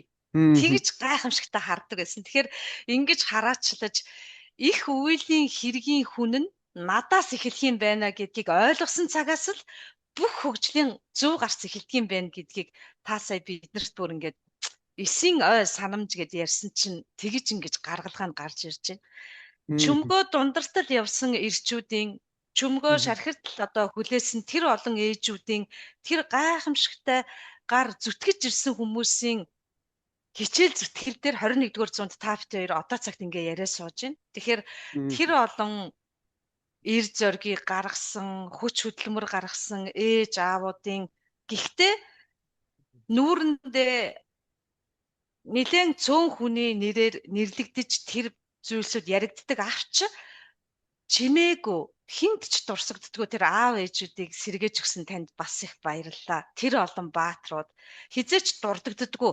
Хинч тэдгэрийг мэддэг мөртлөө ярьдаггүй. Тэрний нэг нь та бидний аавууд үе үеийн тэр баатарлаг хүмүүсийн цус, нулимс, инээд хөөр, баясал, гуниг, гутрал дээр бид нар ингэж яваа шүү гэдгээ санах юм бол бид нар бас их Мгм. ухамсартай явах юм шиг байлээ. Энэ дээр би таны Мгм. яриаг бас цааш нь үргэлжлүүлвэл. Мгм. Тэгээ энэ дээр тэгсэн нөгөө нэг Номин Чимэд Гуан цагаан бороог би саяхан уншсан л та. Тэгээд би ерөнхий тэртлийн түүхүүдийг ер нь бол гадарлан мэднэ, өөрийнхөө өвөөгөөстэй бас сонсч исэн. Яг гэхдээ манай өвөгийн л үнцгээс тэгэхэд тэрийг бүр маш олон талаас нь тэр тухайн юм балархаач юм шиг, тодорхойч юм шиг нэг тийм тэгсэн мөртлөө одоогийн бид нар ерөөсөө огт мэддэггүй түүхэнд авч үздэггүй нэг тийм хэсэг цаг үе байгаа шүү дээ. За нэг ойрхон доо тэр чи одоо нэг 1800 оноос л одоо хүртэл за болим 1900 он гэж ярьсан 100хан ч болохоор тий тий. 100хан жил тий. Ингээд 100 жилийн үйл явдал байгаа. Тэгэхэд тухайн үед одоо ямар хүнд хэцүү зүйлсүүд явж исэн бэ? Тэгээд нэг удаа бас манай дээдсүүдийн талаар бас ярьж исэн. Нийтээрээ гимтэлтэй байна. Сэтгэл зүйн, ухамсарын, мэдээллийн, тэ сүнсний удамшлын бүр ингээ гимтэлд орсон байна нүүдэлчэд. Энийг одоо хүмүүс тал талаас нь тайлбарлахдаа тангатын хараал ийм тийм гэл ингээд дандаа хийсвэр дал ертөнцөөс нь яриад яг бодит талаас нь ярихгүй байгаа байхгүй. Ямар ч үсэн миний өвөөгийн өвөө маш хүнд бэрхийг туулж явж ирж. Тэгээд тэр хүнд бэрхийг туулж явж ирэхдээ тухайн өвөө маань юу мэдэрч исэн бол те? Элэнц өвөө маань юу мэдэрч исэн бол? Юу туулсан бол? Ямар хэцүү байсан бол те? Хэдэн удаа нулимсаа цаашаа залгаад шүдээ зуугаад те? Яаж н Монголоо гэх тэр сэтгэлээр өнөөдрийн бидний төлөө хичээж явсан бол гэдэг 100хан жил ухрахад шүү. Тийм хүнд хэцүү зүйлсийг нийгэм даяараа туулсан байна. Тэр чин бүр ухраагаад дахиад цаашлах юм бол те хамгийн сүүлд Орос. Тэгэл тэрний өмнө Хятад, Манж гэдэг нэг 300 400 жилийн тодорхойгүй хэцүү бэрхшээлтэй цаг үед тэнд тисэж магад гарсан тийм хүнд бэрхтэй цаг үе байж л дээ. Тэгээд тухайн үед ямар ч байсан тисэд үлджээ. Нүүдэлчдийн монголчуудын тэнгэр нь хаа холдох вэ? Монгол нь хаа холдох вэ? Үг дээдсүүд нь хаа холдох вэ? Ямар ч байсан өөрсдийнхөө өв их сантай холбогдож л таараа. Ямар ч байсан энэ удаадаа тисэд үлдчихэ гэдэг бодлогыг барьж байж л дээ. Тэгээд эрэхтэй яг энийг сонсож байгаа хүмүүстэй хэлэхэд таны зүгээр өвөөгийн чи аав, өвөөгийн чи өвөө нь тэр хүнд сэтгэл зүйн гэмтлийг, тэр хэцүү бэрхүүдийг туулаад явахдаа тэдэн тодорхой хэмжээнд мэдрэмж нь удамшсан юмсууд байна. Зан нь удамшсан юмсууд байна. Алдаатай оноотой маш олон мэдээлэлүүд бидэнд удамшиж ирдэг юм байна. Эдрийг бид нар цэвэрлэдэг юм байна. Зөв мэдлэг, оюун санаа, ухамсараар хайраар цэвэрлэдэг юм байна. Нэг энергээр ингэж ингээд бол биш шүү тий. Яг бодтойгоор. Энийг цэвэрлэх үүрэг хариуцлага биднэрт байгаа юм байна нэгдүгээрт. Хоёрдугаар тэрийг цэвэр байгааг нь удамшуулж үргэлжлүүлэх үүрэг хариуцлага байгаа юм байна. Тэгээ энэ дээрээс юу хэлэх гээд нэхэр монголчууд нэг л хичээгээд нэг болохгүй байгаа штэ. Зарим хүмүүс үнэхээр хичээгээд болохгүй байгаа. Тэгээ зарим хүмүүс ингээд нөгөө нэг нөхөр тогтдоггүй гэж ярьж байна. Тэ эсвэл хүүхэд тогтдоггүй гэж ярьж байна. Тэгээ манайх ингээд нэг л тийм хараалтай юм шиг амьдрал нь яаж чичээгээд сайхан болдгоо ингээд гих мэтлэн яриануд. Тэгээ одоо ингээд харахаар монголчууд бас яг энэ үгнүүдийг хэлж байгаа. Манай төр аав ээж ерөөсөө нэг л болдгоо, харилцаа нь болдгоо. Манай энэ аав ээж ерөнхий сайд, ерөнхийлөгч хоёртой. Манай энэ ингээд ах түүнэр нэг л дороо яваад байна. Манай энэ улсын хурлын гишүүд те. Тэгээ үр хүүхдүүд маань нэг л уучраа болдгоо. Яаж чуухан амьдрдгийг байгаа энэ арт түмэн те. Ингээд даваад үзэхээр бид нар нийтээрээ ухамсарын дороотолд орцсон байгаа юм байна. Сэтгэл зүйн гэмтэлд орцсон байгаа юм байна, тэ. Бид нар юуг яаж хийдгээ мэдхээ байцсан юм байна. Ингээд аргагүй байхгүй юу? Тэгэхээр энэ зүйлс рүүгээ бид нар чиглэх юм бол зөвхөн сонсож байгаа таал өөрийнхөө өвөө эмээгийнхаа, тэ. Өвөө эмээгийн амьдралыг жоохон судлаад хайгаад үзээрэй. Тэр зүйл танд удамшсан байдаг шүү. Энэ удам дамжсан сөрөг зан төлөв, сөрөг мэдрэмжүүд удамших гэдэг зүйл бол маш том хараал. Энэ гаднаас хэн нэгэн хараагаад байгаа биш. Өөрсдөө бид нар удамшуулж явдаг хараал. Энийг хэн нэгэн олж харж засаж залруулахгүй бол энэ үргэлжлээд яваад байдаг зүйл. Тэгэхээр та яг одоо хүүхдтэйгээ бас тэр өвөө эмээ чинь, аав ээж чинь тантай яаж муугаар тэгээ буруугаар харьцдаг байсан зүйлсүүд яг танаар үргэлжлээд явж байгаа шүү гэж хэлье. Тэр мэдрэмж нь хүртэл, тэр харуулсал нь хүртэл, тэр гомдол нь хүртэл явж байдгаа. Тэр явж байгаа одоо сөрөг гэхүү бидний нөгөө учрыг нь олохгүй байгаа тэр зүйлийг Мгм. хамтарч ээж, Мгм. хуваалцж ээж, хайрлж ээж л энэ гурван холбоосон дунд л Мгм. тэр зүйл тайлагдаад та бит хоёроос Мгм. эхлээд нөгөө үр хөвгтүүд Мгм. маань арай гайгүй болох юм байна. Тэгэхээр бид нар ер нь хамтарч чадчихэв үү? Хуваалцаж чадчихэв үү? Хайрлаж чадчихэв үү гэж танаас асуувал. За одоо энэ дээр ерөнхийдөө бид нар яг нэгдэж чадчихна уу гэдэг ухагтхан гарч ирж байна шүү дээ тий. Энэ дээр ярихлаар их олон талын юмсуу. За түрүүний хүүхдүүд дээр яриад эхлэе тий. За хүүхдүүд дээр ярихад хүүхдүүд альва зүйлийг бүгдээд эхлэхлээрээ хөдөлмөрийн үйлдэлийн үр шимийг, тэрний амтыг, тэрний алдаа оног, тэрний хэцүү бэрхийг ойлгож эхэлдэг. За тэгвэл нүүдэлчид 1300 хэдэн мэрэгшилтэй малчин гэдэг мэрэгшилтэй байж л тэ цэцэрлэггүй сургуулгүй цагдаагүй тэ тэгсэн мөртлөө бүх зүйлсийг хийж чаддаг тийм сайхан орон зайтай. Энэ олон зүйлийг хийж чаддаг болох нь бусдын хөдөлмөрийг, бусдын хичээл зүтгэлийг ойлгож мэдэрдэг ур чадвар байгаад байгаа байхгүй. Тэгэхээр үүгээр бид нэг л одоо их сургууль гэдэг зүйлээс энийг л мэд гэдэг кодоор авсан мэдээлэл, мэдлэг. Тэрэндээ мэрэгшээ доктор ч юм уу ямар нэгэн тэр зүйлдээ л мэрэгсээр байгаа тэр бол амьдрал биш. Нэгхэн талын чиглэл. Амьдрал дээр байдаг нэг жижигхэн одоо нахиа ч юм уу мөчөр ч юм уу те. Тэгээ маш олон модтууд байгаа штэ. Маш олон үйлүүд байгаа. Тэнгууд бид нар өөрийнхоогоо зөвхөн чухалчлаад бусдынхыг мэдэрч чадхаа байцсан, ойлгож чадхаа байцсан, үнэлж чадхаа байцсан. Тэгэхээр чин бусдын хийж чаддгийг хүлээн зөвшөөрч чадахгүй. Тэр ямар хэцүү бэрхээр энэ гарч ирд юм бэ гэдгийг ойлгохгүй хүмүүс чинь ямиг их амархан яриад байдаг шүү дээ. Хүн үнэхээр хөдөлмөрлөөд хичээ зүтгээ тэрэнд хүрчээд байх чинь л наач мэдэн шүү дээ. Өө яах вэ? Байдэн шүү дээ гэл ухааны юм яриа л те. Өнөөдөр хөдөлмөр ур чадвар болгон ямар гоё билээ те. Ямар үнцэнтэй билээ те. Тэгээд тэр одоо гудамжинд цэвэрлэгч хийж байгаа тэр цасыг цэвэрлж байгаа хүмүүс өнөөдөр ямар олон хүмүүсийг дулаах нь гэр бүл нь элэг бүтэн байлгаж байгаа билээ. Бүгд үе шат болгондоо үнэн сэтгэлээсээ ямаа хийж ивэл тэр болгон ууг нэгдэл байгаа байхгүй. Тэгэхэд бид нар энэ дээр тодорхой хэмжээний үнэлэмж тогтоогоод хиймэл үнэлэмж. Банкнд ажиллах гэж бага хахад дээрс банкнд л ажиллаж үлгэрдэг нэг юм хиймэлтэй. Одоо тэгсэн чи одоо яг юу гэж хэлэх нь те. Том их сургуулиуд төгсчл том мэрэгжил гадаад дотоодын сургууль төгссөн бол өөрийгөө сэхэтэн боловсролтой гэж авч үздэг болсон. Энэ маш өрөөсгөл ойлголт байгаа байхгүй. Тэгээ би харж явж байгаад би зүгээр л тэнд те манай ингээд яг цонхны урд ингээд хогийн пүкер байдаг байхгүй. Тэгээ тэнд ирж байгаа хүмүүс ингээд байнгын ингээд тэр орой болго шүн ирж тэрийг цэвэрлдэг. Тэгээ би нэг удаа гараад тэдэрт нэг жаалж уул юм авч өгөөд ярилцаж үтсэн. Тэн зарим нь бол гундуу, гандуу хийж байгаа ажилдаа дургу. Гэтэ тэнд байгаа хүн бас дуртай хүн байна. Үнэн сэтгэлээс ажиллаа хийж байгаа хүн байна. Би нэг тэр яаж дуртай байдаг гэж асуусангүй зөвхөн тэр хүнийг хараад ойлголоо л доо. Өнөөдөр нийгмийн шат давхрах бүр өөрөө маш чухал зүйлсүүдийг хийдэг юм байна. Бид нар нэг юм хиймэл загвар дотор амьдраад байгаа юм байна.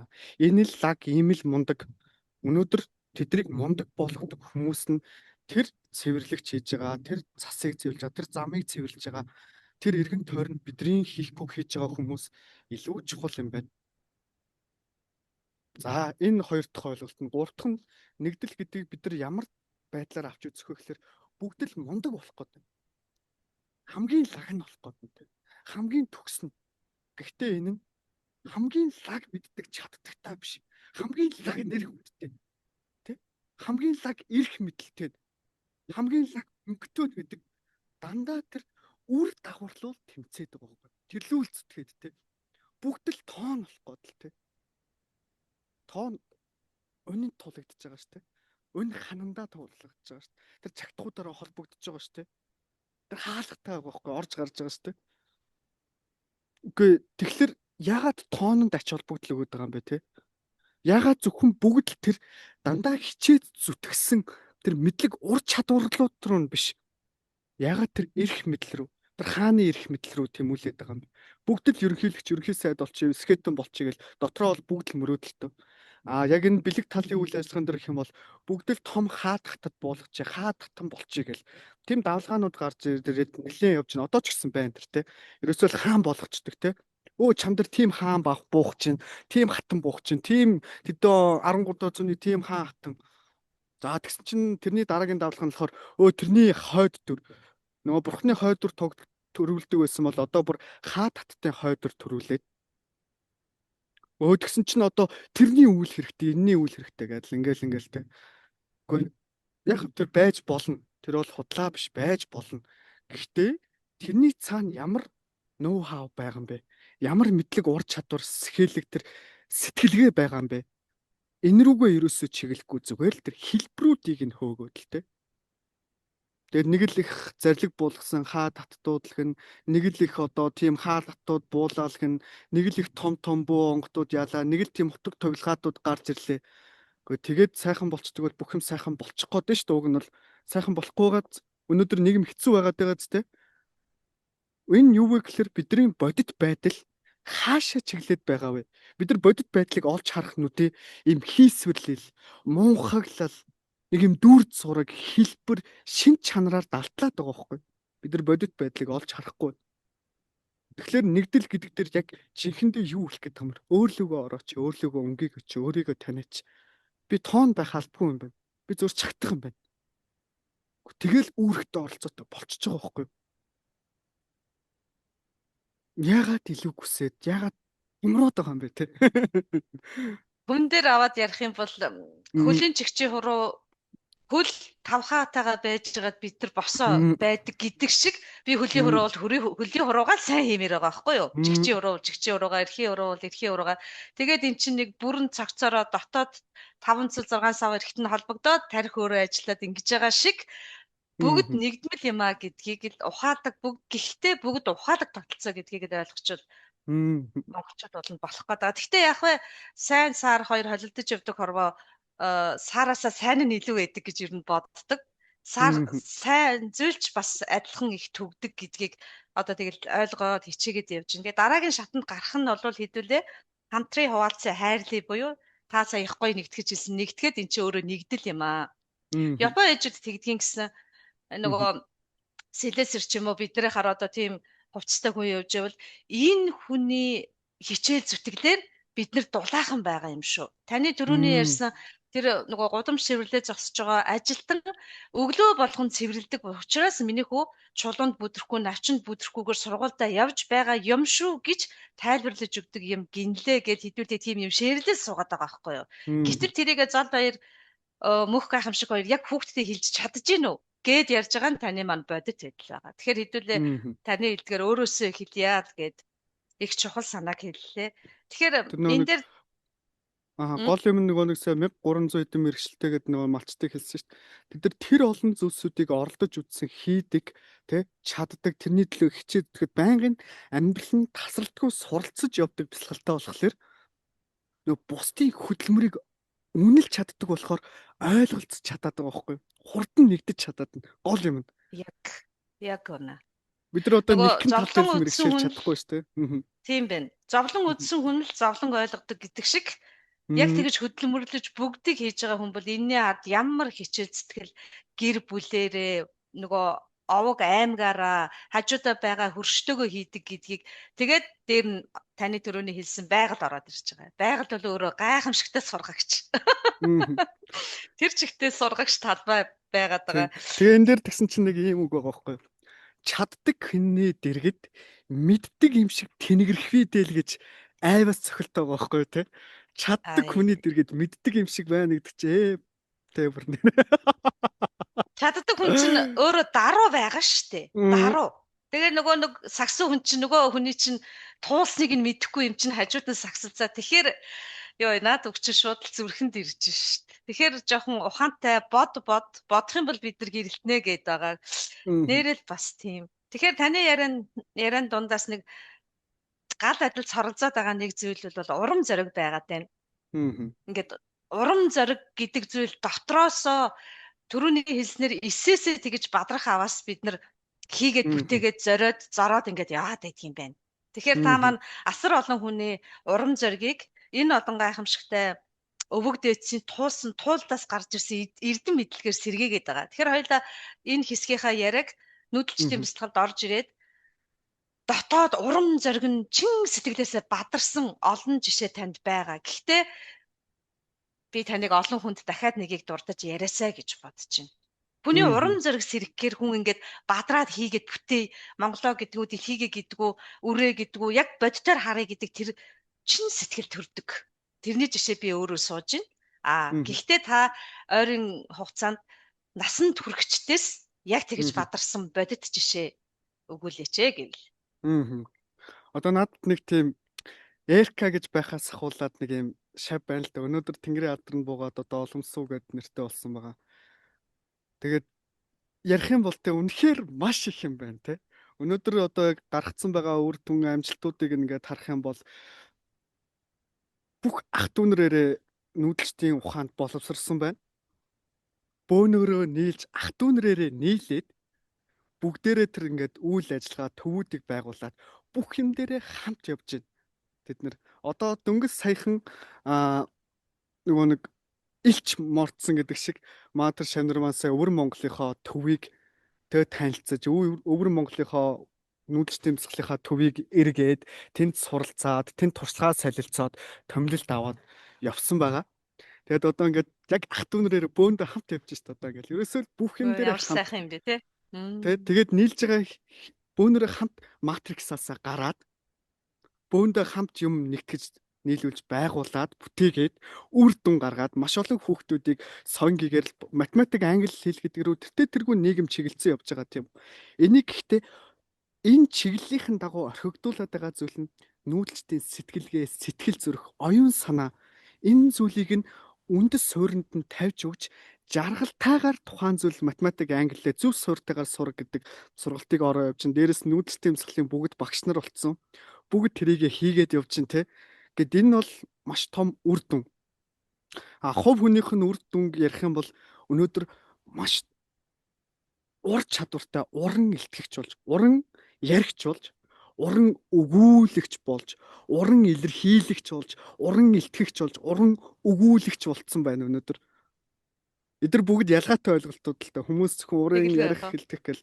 Энэ талын юмсуудаас ярихад хамгийн анх бол ер нь бол тэ өөрийгөө илэрхийлэх айдастай. Өөрийгөө илэрхийлэхээр ингээд нэг сонирн болоод байдаг, самбарын урд гарч чаддаггүй, хүний өөдөөс ингээд олон хүний өөдөөс ихцэлж харж ярьж чаддаггүй тийм хүн байсан бол одоо бүр тэ бүр ингээд дотор ингээд буцалж штэ тэр хүн бүр үнэхээр асарч штэ гэл тэр төрлийн амьнуудыг бодохоор ингээд дотор нь байж та шууд бэлгээгээ хийгээл тэ ингээд тэгээд дээрэс Маатар Шав бүх талынхаа эрүүл мэндийн сэтгэл зүйн онцлогынхаа амьсгалыг бүгдийг нь бэлгээгээр засаж чаддаг. Ингээ ярих юм бол үнэхээр их том үр дүнгууд байна тэр Шавд маань бүр. Тэгэд одоо ингээд хамгийн анх одоо Яана би ингээд самбарын урд гаргаад одоо Яана тэ одоо ингээд тэгсэн чинь самбарын урд гараад яриадах гэд би нөгөө даалгавар өгöd.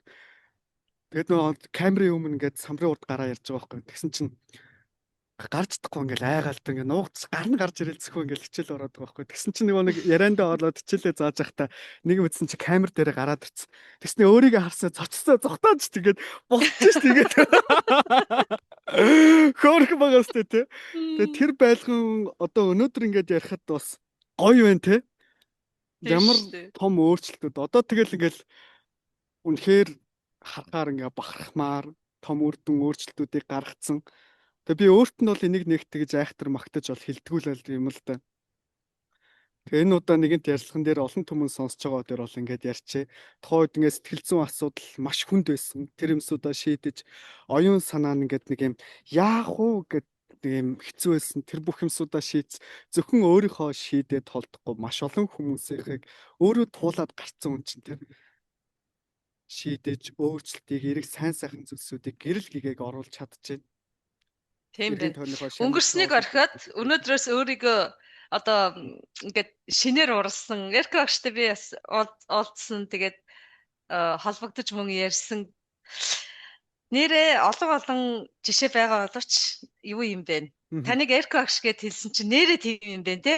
Одоо ах дүүгээрээ тэгж бүлээрээ тэгж өөрчлөгдөж шинжлэгдэнэ гэдэг бол тийм амар зүйл биш шүү дээ. Ихэнх нь дандаа 20 50-аад ингээд тэгэхээр наадах юм бол бүгд эсэргүүцчихсэн шүү дээ тий. Тэгээд хамгийн гол нь хизээ нэгэн өдөр битээр ингээд ярьжсэн. Хизээ нэгэн өдөр хойлоо ингээд дүүнэр чи ягаад тэгэхээр Эрк агш маань өөр ингээд тийм хүний төлөө хүн бохгүй. Ах дүүнрээ яах вэ? Энтрийгээ яах вэ? Эдэртийгээ хамт ингэс эдэр маань энэ дэр ингээ ажиллаа сурчвал эдэр маань сэтгэл зүйн оюун санаатайгаа энергитэйгээ ингээ ажиллаа сурчвал эдрийгээ яах вэ гэж байнгын тасралтгүй байж эхлээд хойлоо өөрсдөн дээрээ эхлээд ажиллаадахаа гэл тэр маань тэгэж гин энэ маань ингэж гин энтэйгээ ингэж ярилцаад гэл тэгээ тухайд ярьжсэн хизээ нэг өдөр хойлоо ойрхон шууд гэтэйгээд хэлж байгаа. Бүгднгээ ингээд нийлээд нэгтээд хойлоо ингээд өнөөдөр тэр бүх ярьжсэн зүйлсүүд биелэлээ олцсон явж байна. Гайхалтай. Нөгөө төсөөлөх, ярих, бодох те хэрэгжүүлэх гэж хичээх, танин мэдэх гэдэг өөрөө одоо ингээд амьдралаас ингээд хараад байхад та түрүү хэлсэн ард нь ямар их хүний хөдөлмөр хичээл зүтгэл байдгийм бэ гэдгээс гадна ямар их танин мэдэх үе байдгийм бэ? Ямар их мэдлэгийн хур байдгийм бэ гэдгийг бүр нөгөө ясандаа шархиртал гэдэг шиг ойлгож байна. Тэгээд өрнөн ч ялгаа байхгүй, дорн ч ялгаа байхгүй, үе үеийн тэр хүмүүс тэр гайхамшгуудыг бүтээсэн байна. Тэр нь бол үнэхээр асар олон хүний хөдөлмөр өгөөд мэдлэг, ур чадвар, тууллын хур сан байдгийм бэ, номын сан байдгийм бэ гэдгийг нэлээ ойлгоод байгаа. Тэгээд тантайгаа одоо ингээд яриад яваад хоёулаа хідэн цагч ярих гэдэг. Тэгэхээр дараа нь бас цувралаар яриул зүгээр юм болоо гэж бодоо. Тэгээ гүмбэр хөрөлдөөний нөгөө асуулт байдгийн. Тэгээ би таныг хайранд думбаж байгаа, анхын хэмөөх 3 цагийн хайранд бүр ингээд асгарч байгаа, хөлбөрч байгаа. Тэгээ саяхан болчихсон тийм нарийн нандин бүх мэдрэмжүүдийг мэдээд алган дээрээ бөмбөрүүлж байгаа хүнээс хайр гэж юу юм бэ гэж асуув. Яг аль хэмжээнд нь хариулах вэ гэдэг зүйл өөрөө их чухал байна л да тий. Тэгэхээр одоо яг энэ сууж байгаа орон зайгаас ярих юм бол байнгын миний сэтгэн бодох, миний амьдралын утга учир бүх суурийг тавьсан зүйлсүүд энэ байгаль, дэлхий, газар шороо гэдэг тулгуурн дээр би яг одоо сууж байна. Энэ моддын те, энэ цэвэр агаар те, энэ цэнгэг ус надаас хизээч харамлаж үзээгүй. Тэ? Надаас хизээч буцаагаад төлбөр нэхэж үзээгүй. Тэ? Байнгын миний бүхий л амьдралын туршид энэ гал, ус, агаар, газар шороо, модод энэгүүгээр өнөөдрийн би байхгүй атал хойноос хөөцөлддөггүй те. Тийм агуу их нинжин хайр бол зүгээр байгаль гэж хэлээ да. Яг бүр язгуур орж хариулж байна. Нэрээ тэр их агуу хайрыг биднэрт бүр харамгүй өгдөг мөртлөө хизээч биднээс эргээгээд одоо хариу нэгтэггүй гэх юм уу? Тэрийг ингээд бид нар ойлгочвол амьдрал хандах хандлага их өөр болох юм шиг байна лээ. Үнэхээр ингээд тэрийг ойлгоод ирэхээр ингээд талархал гэдэг зүйл ингээд бүр хязгааргүй урсч идэг бүр ингээд өглөө сэрэх болгон бүр үнэхээр гайхамшигтай. Тэрүүд бүр тэгэхээр тавтер сайхан ярьсан 100-аад жилийн өмнө өвөг дээдс маань тийм хэцүү хүнд үеийг түүлээд туулаад тэгээ одоо бид нар 21-р зуунд үнэхээр техник технологи хүртэл гар утсанд ороод ирсэн ийм гайхамшигтай 90 зуунд амьдарч байна гэд. Тэгэхээр одоо цагийн гайхамшигыг та хязгааргүйгээр хариулвал хүмүүс одоо цагийн гайхамшиг гэхээр ингээд яг өөр дөрөв буулгаад юм уу? Яг тухайн үед төрж байгаа сэтгэлээрээ янз янзаар л хариулдаг л да. Тэгэхээр би одоо цагийн гайхамшигыг таныг нийлээд дэлгэрэнгүйгээр хариулвал эсвэл хураангүйгээр хариулвал гэдэг хоёр сонголт өгвөл. Өнгөрсөн одоо ирээдүйд цаглбарыг цаглшгүй болгодог ганцхан зүйл байдаг юм байна л да. Тэр нь юу гэхээр хийж байгаа зүйлдээ яг одоо зөв үнэн сэтгэлээсээ л гаргачих гэж байна. Тэгэхээр юу хизээ цаглшгүй болдог хүн үнэн сэтгэлээсээ зориулж юмыг хийж яхад тухайн үнэн сэтгэлээсээ хийж байгаа зүйл өөрөө баяр талархал хайрыг дотор мэдрүүлт юм байна л да. Тэр баяр талархал хайр төрж байхад орон зай цаг хугацаанаас ангижирдаг. Энэ чинь нэг жоохон суулаа гэсэн чи 4-5 цаг бүтэн өдөр болцсон юм уу? Бид нар ямар үед цагийг мэдрэхэ болдог вэ гэхээр үнэн сэтгэлээсээ дотоод гүнээсээ аливаад хандгаж хандлагаа гадагшаага өөрлөгөө чиглүүлэхэд одоо цагийн гайхамшиг тэнд оршдог болов гэж би бодож байна те. Тэгэхээр хоёул одоо ингээд хэдэн минут хөрцснөө ярьснаа бол одоо би л мэдэхгүй байна те. Гэхдээ надад нэг юм маш богинохон хугацаанд л яриад байгаа юм шиг санагдаж байгаа байхгүй юу? Тэгэхээр хийж байгаа энэ акшн өөрөө үнэн сэтгэл гарч ирэх үед цаглшгүй цаглбар болж хувирдаг. Цагнд баригдахгүй гэсэн. Цаглшгүй гэдэг маань цаг байхгүй. Цаглаж болохгүй те. Тэгэхээр тэр бол бидний одоо цаг болоо да тий. Одоо цагийн Гайхамшиг. талаар ярих юм бол би маш урт удаан хугацааны хичээл орох гээд байгаа болохоор Харин тий. одоохондоо хүмүүстээ ингээд тайлбарлчих тий. Мм. Мгм. Чин сэтгэлгээд ярихаар үнэн сэтгэлгээд ярихаар чин рүү орчиж байгаа. Чин гэхээр Мгм. хөх, ариун Мгм. одоо Мгм. тэр ариун бузрыг холоогүй хөх чимбэл чин. Тэгэхээр Мгм. тэр эрхэм дээд хааны маань нэрний эхний үе шүү дээ. Тэгэхээр бид нар Мгм. тэр хүнийг нэг холоос яахгүй бидний дотор оршиж л байгаа. Яг Мгм. хийж байгаа зүйлдээ үнэн байгаа нь өөрөө чин байгаа юм. Чин байгаа Мгм. учраас таны хэлдгэр бүх Мгм. сайхан 10 нөгөө 10 хуруугаар дамжиж гэдэг шиг Мгм. бүх зүйлс бид нар руу сайн сайхан зүйлс орсож идэг. Тэгэхээр та одоо цагийн гайхамшигыг биднэрт тест ян хитэл тарих зүрх сэтгэл гэсэн гурван холбоос руу оруулсанд гялаа. Их олон хүн яг ингээд нэлээд Мгм. дэлгэмэлээр нь ойлгох бах. Тэгээ ఇలా голдоо Мгм. тавиад олон л асуудал ярьдаа. Өөрсдийнхээ Мгм. хэмжээнд за тэгээд өнгөрсөн одоо гэж сэлгэж гин. Яг одоо хоёлаа энэ мөчөд энийг л голдоо тавиад олон олон хүн сонсоосоо гэсэн асуудал танд зөндөө байгаах. Тэрнээс Мгм. эрхий дараад энийг л голдоо тавиад хоёлаа олон хүнд хүргье да гэж байгаа онч байвал та хаваалцаач. Сүүлийн үед одоо ингээд сүнсний сэрэлт гэдэг зүйл үнэхээр гоё ирчтэй тий. Үнэхээр бүр Мгм. ингээд хөттөрөн орж ирж байна тийм үү. Тэнтэй сайнтай муутай олон зүйлсүүд байна. Тэгээ энэ давлгаа, энэ чиглэл өөрөө ирчимжиж байгаа нь маш чухал. Гэтэ энэ чиглэж байгаа дунд сайн муу маш том шуурга явагдаж байна энэ дунд. Тэгээ өнөөдрийн одоо миний хэлэх зүйл болохоор энэ шуурганд нэг ч гэсэн хүнтэй буруугаар өвтчлөхгүй гараад ирээсэ гэж бодож байгаа байхгүй юу? Хүмүүс сэтгэл готрол сүнсний сэрэлт хоёрыг ялахгүй байна. Тэгэд энэ хоёрыг ялахгүй байгаа зааж байгаа хүмүүс нь ч бас өөрсдөө ялахгүй байна.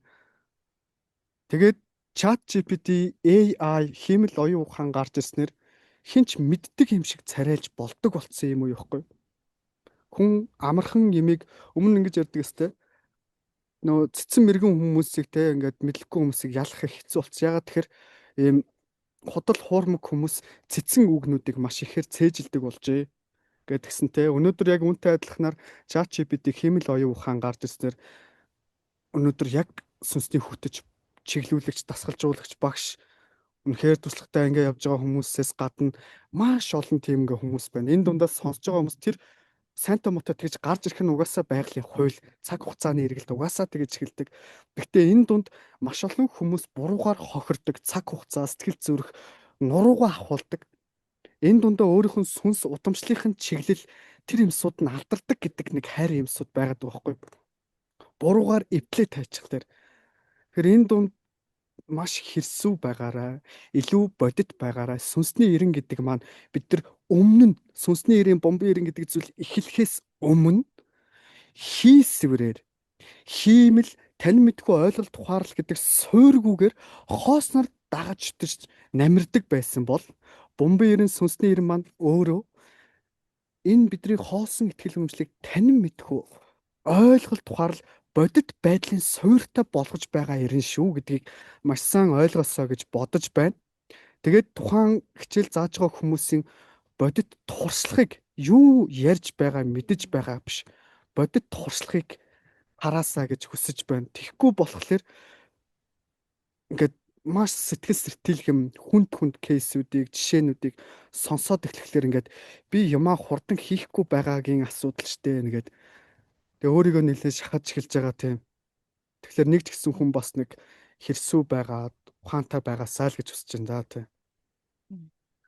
За баярлалаа агш. Тэгээ та бүхэн сонссон олон олон хүний сэтгэл зүйн урам нь яг уг Мгм. язгуураасаа сэргээ Мгм. сэтгэлгээний гол мөн чанар болсон эсийн ой санамжаа ингэж барьж аваасай гэж үнэхээр их хүсэж байна. Тэгээ таны маань энэ Мгм. үнэн сайхан тоодолтой яриа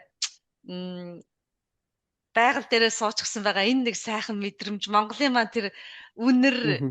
намрын маань тэр үнэн бодит байдал битээ эрийг сонсох олон хүмүүст очиасаа гэж хүсэж байна. Тэгээд өөртөө хүсдэг хамгийн сайн сайхан бүхнийг тандаа үрсэд нь гэргийд нь анх их мөнх 3 цагийг холбож байгаа танд ээжд нь бүгдөөрэнд нь хүсэн өрөөё. Тэгээд хамгийн үнэтэй алтан цагаа зориулсанд баярлалаа. Маш их гялаа да. Баярлаа. Бас Миша ингээд нөгөө нэг олон хүмүүст ингээд ярилцаад явж байгааг хараад хоёлоо уулын эртнээс ярилцсанаа гэж яваад байсан те. Гэхдээ ингээд наан цааны тийм цаг зав ингээд тэг яг уу яг юмсын цагийн тохироо ихгүй нандин бүрддэг шүү дээ. Ихгүй торгон бүрддэг шүү дээ тий. Тэгээд үнтэй цагаа бас зориулж үн цэнтэй асуултуудыг асуусанд тэг үнэхээр үнэн сэтгэлээсээ дотроосоо бадарч гэрэлтэж тийм зол баяртайгаар асуусанд үнэхээр их баярлаа. Тэгээд сонсож байгаа хүмүүс таныг сонсхолоор таныг харахаар угаасаа тэр мэдрэмжүүдийг их гүнээр авдаг. За тэгээд нөгөө нэг нэвтрүүлгийн сүүлчийн ором эхлэх гээд байна уу? Тийм байна. Нэвтрүүлгийн сүүлчийн ором нь яг хинт нь олгогддог лээ. Мэдээж эрхэм нандин зочиндоо олгогдно. За тэгвэл сүүлчийн ором аялчих үү те. Тэгээ. За тэгэхээр нийт сонсож байгаа өнөөдрийн энэ хүү ярилцлагыг сонссон хүмүүстэй байгалийн шалгуур, амьдралын шалгуур, цаг хугацааны шалгуур дунд маш хүнд бэрхүүдийг ирээдүй үр хооцсынхоо төлөө гэж зүтгэж тэмүүлж явж ирсэн үүгдээдсэн шалгарсан удам нь таа шүү. Энэ бүх зүйлсүүд үүгдээдсүүдийн чинь тэр дайн байлдаан үйл хэрэг тэр дэлхийг түштгэсэн байдал таны төлөө хийгдсэн бол та юу хийх вэ? Энэ бүх зүйлсүүдийн үр дүнд та бүтээгдсэн бол юуны төлөө бүтээгдсэн гэж ямар зорилгоор тэр авгаа үүлэх хэрэгтэй өөрийнхөө гүн рүү ороорой гэж өнөөдрийнхөө энэ хүү ярилцлагыг өндөрлөё. Анхаарал тавьсан явдалд баярлалаа. За баярлалаа агшаа. Тэгээд хөөрөлтийн маань нэр мөн гүн мөр. Тэгээд гүн мөртөө үйлчлэр дамжуулаад мөнх гайхамшигыг бүтээж байгаа танд үнэхээр их гялалаа. Тэгээд таны нэр маань ч өөрөө мөнх гайхамшиг юм. Мөнх байна гэдэг бол мөнх хөх тэнгэртэй туйлын гэдэг санаа агуулгадж байдаг. Тэгэхээр туйлын энэ гайхамшигтай зүйлсүүдийг хүмүүсийн сэтгэл санаа, оюун санааг сэргээж өгч байгаа. Одоогийнхоор бол соён гэгэрүүлэх нийгэмдээ хүлээсэн үүргээ уул нь байгууллагууд хүлээж явах ёстой хатал хувь хүн ингээд бид нар үүрээд явж байгаа. Тэгээд хувь хүний энэ үүрч яваа ажлаа нэр төртөө гүйцэтгэж байгаа таньда олон эцэг эхчүүд олон хүмүүсийн өмнөөс бөгөөд ирээдүйд гэрэлтэх тэр олон ирээдүйн нарнуудын өмнөөс хүргье. Тэгээд таньда маш их баярлалаа. Баярлалаа. Сайхан амраарай. Сайхан амраарай.